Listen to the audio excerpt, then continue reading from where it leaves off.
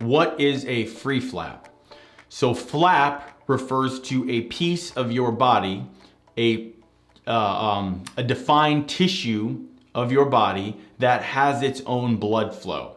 So a free flap is when we take a piece of your body and transplant it somewhere else on your body and revascularize it or hook it up to an artery and a vein under the microscope. It's essentially like doing a kidney transplant or organ transplant, except it's your tissue getting transplanted from one area of your body to another.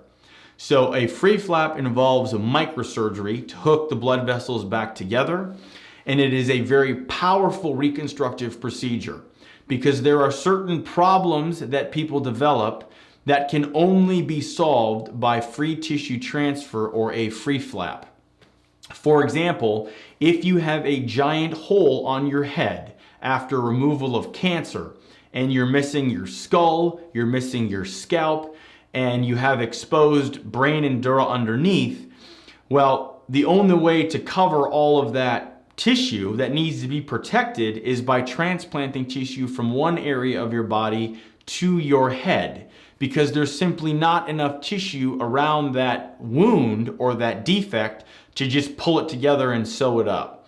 And so a free flap involves moving tissue from one area of the body far away to another area of the body and keeping that piece of tissue alive by hooking up the artery under the microscope and the vein under the microscope. So reestablishing circulation and blood flow to that transplanted tissue using vessels that are close to the problem or the wound that we are solving.